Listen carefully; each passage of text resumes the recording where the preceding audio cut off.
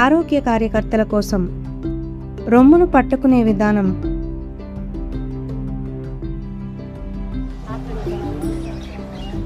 బిడ్డ రొమ్మును ఎలా పట్టుకుంటుందో అనే దానిపై పెద్దగా శ్రద్ధ పెట్టకుండానే తరతరాలుగా తల్లులు తమ బిడ్డలకు పాలు ఇస్తూనే ఉన్నారు.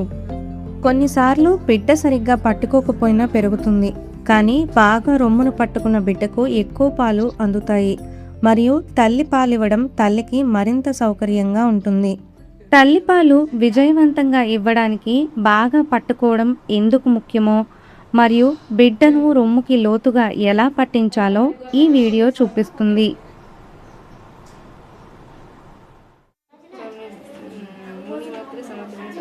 బిడ్డలు నిప్పుల్ని స్ట్రాలాగా చప్పరించడం ద్వారా పాలు తాగుతారని ఒక సాధారణ అపోహ ఉంది.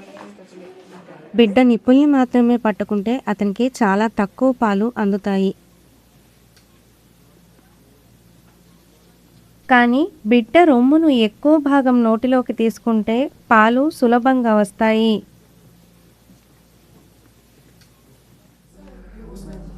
బిడ్డకు తగినంత పాలు అందాలన్నా, ఎక్కువ కాలం పాల ఉత్పత్తి కొనసాగించాలన్నా తల్లి బిడ్డకు రొమ్ము ఎలా పట్టిస్తుంది అనేది చాలా ముఖ్యం.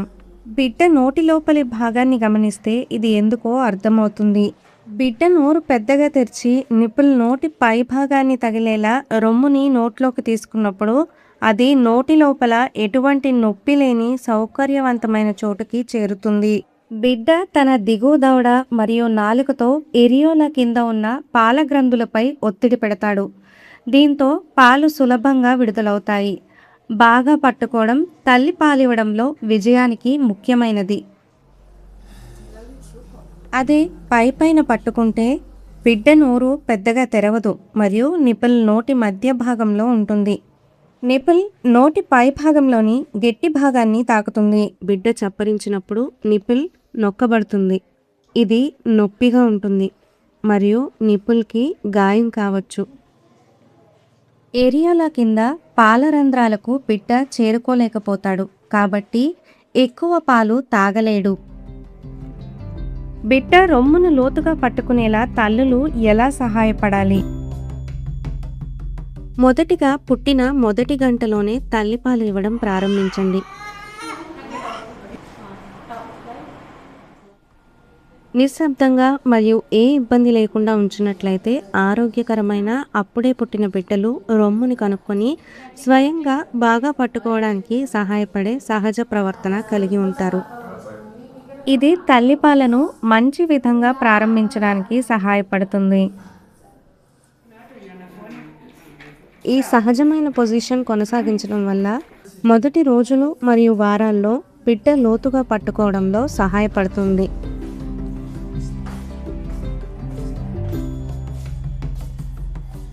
తరువాత బిడ్డ ఆకలి సంకేతాలు చూసినప్పుడల్లా పాలివ్వాలి. తల్లి బిడ్డను తన ఛాతీపై పెట్టుకోవాలి. ఇది బిడ్డను ప్రశాంతపరిచి పాలు తాగే సహజ ప్రవర్తనని ప్రేరేపిస్తుంది. బిడ్డ ఆకలి సంకేతాలను గుర్తించడం తల్లికి నేర్పించండి. పెదవులతో చప్పరించే కదలికలు, చేతిని నోటికి తీసుకురావడం, తలను అటు ఇటు తిప్పడం. బిడ్డ ఏడవడం ప్రారంభించే ముందే ఇదే పాలు ఇవ్వడానికి సరైన సమయం.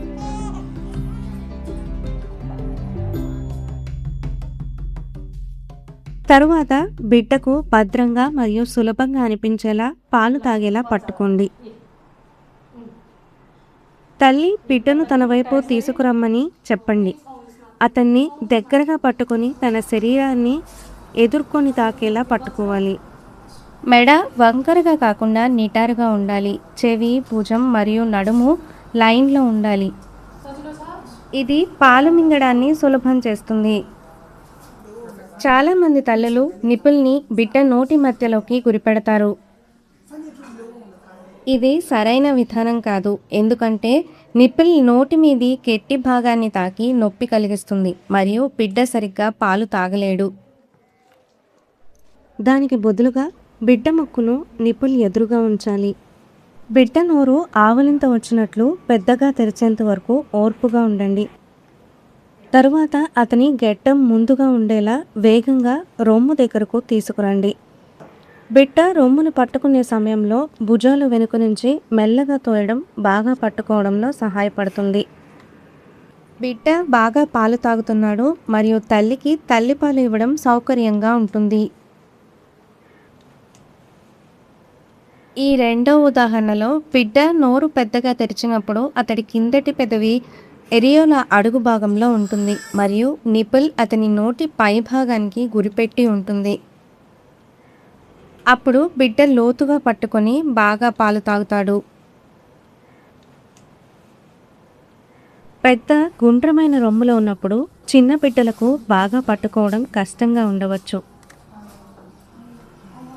బిడ్డ నోటి కోణానికి సులభంగా సరిపడేలా రొమ్మును ఆకారంలో ఉంచడం వల్ల బిడ్డ సరిగ్గా పట్టుకోగలుగుతుంది.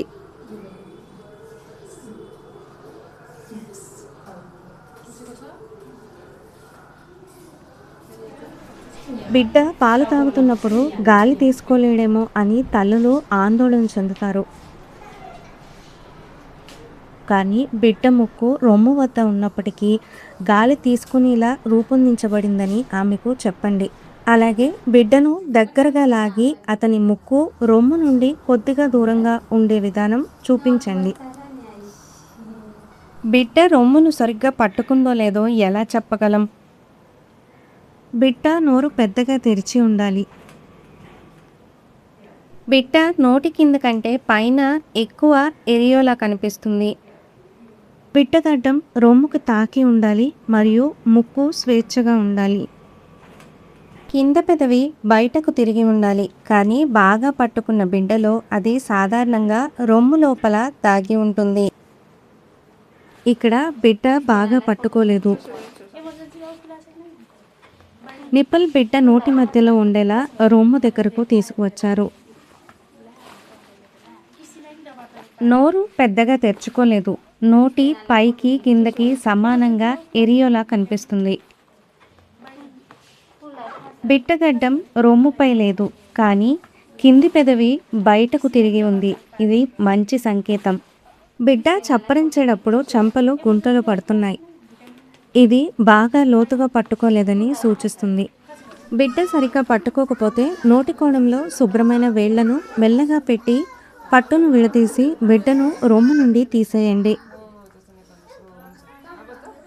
నిప్పులు నొక్కబడడం వల్ల అది కొంచెం సూదిగా కనిపిస్తుంది. సమయం మరియు ప్రాక్టీస్తో బిడ్డను బాగా రొమ్ముకు పట్టించడం సులభంగా మరియు సహజంగా మారుతుంది. 4 నుండి 6 వారాలకి బిడ్డ తల మరియు మెడ నియంత్రణ మెరుగై అతను స్వయంగా బాగా లోతుగా పట్టుకోవడం నేర్చుకుంటాడు. బిడ్డ బాగా తాగుతున్నాడో లేదో చూడండి. బిడ్డ మింగేటప్పుడు అతని దవడ స్పష్టంగా కిందకు దిగుతుంది. తగినంత పాలు తాగని బిడ్డ విరామం లేకుండా నిరంతరం వేగంగా చప్పరించే విధంగా ఉంటాడు. తల్లిని పాలిచ్చేటప్పుడు ఎలా అనిపిస్తుందో అడగండి. మొదటి కొన్ని రోజుల్లో తాత్కాలిక సున్నితత్వం తప్ప మామూలుగా తల్లి పాలు ఇవ్వడం సౌకర్యంగా ఉండాలి. నిపుల్ వద్ద నొక్కినట్లు, లాగినట్లు లేదా రుద్దినట్లు అనిపించకూడదు. నొప్పిగా ఉంటే బిడ్డ బహుశా సరిగ్గా పట్టుకోలేదని భావించాలి. పైపైన పట్టుకోవడం వల్ల రొమ్ములలో పాల ఉత్పత్తి క్రమంగా తగ్గుతుంది. ఈ సమయంలో ఆందోళన చెందిన తల్లులు బిడ్డకు ఇతర ఆహారం ఇవ్వడం ప్రారంభిస్తారు. బిడ్డ ఇతర ఆహారం తీసుకుంటే రొమ్ము నుండి అంతగా పాలు అవసరం ఉండదు. బిడ్డ తక్కువగా చప్పరించడంతో తల్లి పాల ఉత్పత్తి కూడా తగ్గుతుంది. తల్లిపాలు బిడ్డకు ఉత్తమమైన పోషకాహారం. మీ సంరక్షణలో ఉన్న ప్రతి తల్లి తన బిడ్డను రొమ్ముకి సరిగ్గా పట్టించడం నేర్చుకునేలా చూసుకోండి. ఇలా చేస్తే బిడ్డ బాగా చప్పరించి తగినంత తల్లిపాలు పొందుతాడు. మొదటి 6 నెలలలో వేరే ఏ ఇతర ఆహారం అవసరం ఉండదు. గుర్తుంచుకోండి, తల్లిపాలు ఇవ్వడం సౌకర్యంగా ఉండాలి. బిడ్డ రొమ్ము నుండి పాలు తాగుతాడు, కేవలం నిప్పుల నుండి కాదు. సరిగ్గా పట్టుకున్న బిడ్డ ఎక్కువ పాలు ఉత్పత్తి అయ్యేలా చేస్తాడు.